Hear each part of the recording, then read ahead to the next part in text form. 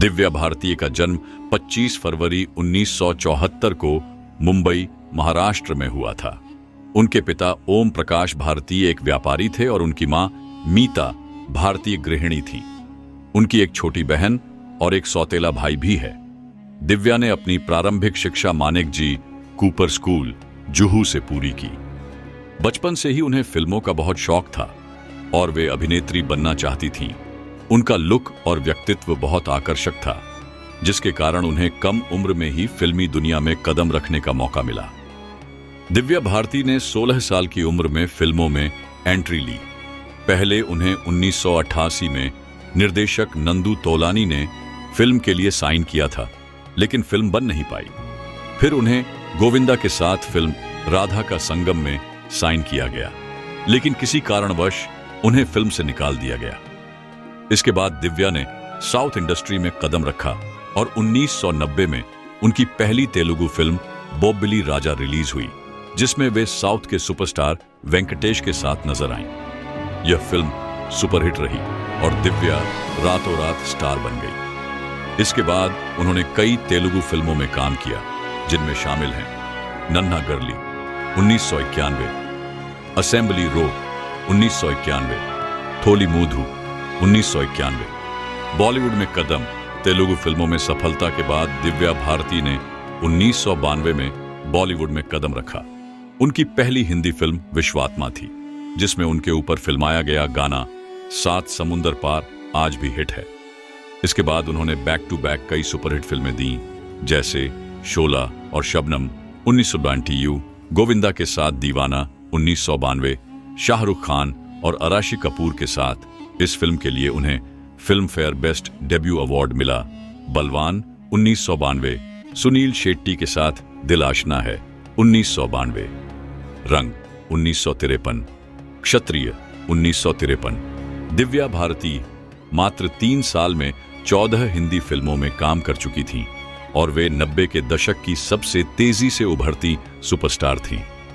दिव्या भारती की निजी जिंदगी भी काफी चर्चा में रही। उन्होंने 1990 में बॉलीवुड प्रोड्यूसर साजिद नाडियाडवाला से शादी की। ये शादी गुपचुप तरीके से हुई थी, क्योंकि उस समय वे अपने करियर के पीक पर थीं और अगर शादी की बात सामने आती तो उनके करियर पर असर पड़ सकता था।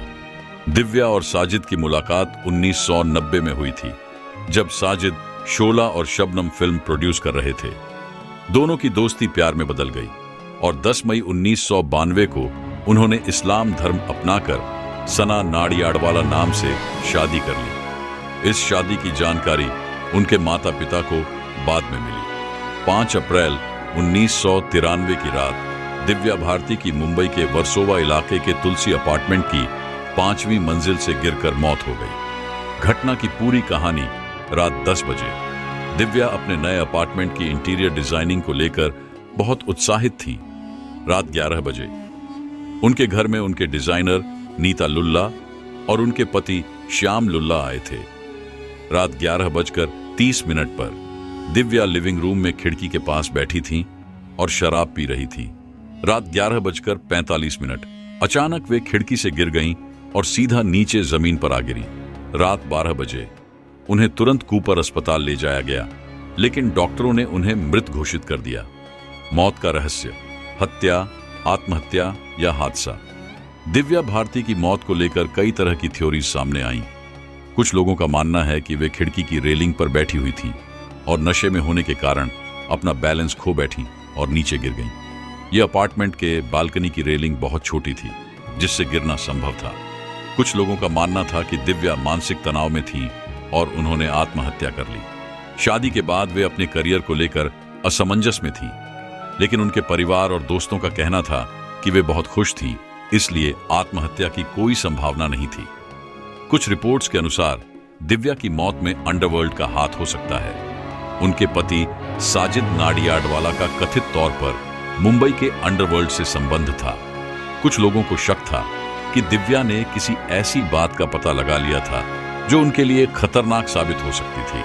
मुंबई पुलिस ने इस मामले की जांच की, लेकिन किसी ठोस सबूत के अभाव में इसे एक्सीडेंटल डेथ, दुर्घटनावश मृत्यु करार दिया गया। दिव्या भारती की मौत आज भी रहस्य बनी हुई है। दिव्या भारती ने बहुत कम समय में जो सफलता पाई वह काबिल ए तारीफ है। मात्र 19 साल की उम्र में वे दुनिया को अलविदा कह गई, लेकिन उनकी फिल्में और गाने आज भी अमर हैं। उनकी मौत का रहस्य आज भी अनसुलझा है, लेकिन एक बात निश्चित है, अगर वे जिंदा होती तो 90 के दशक की सबसे बड़ी सुपरस्टार बन सकती थी।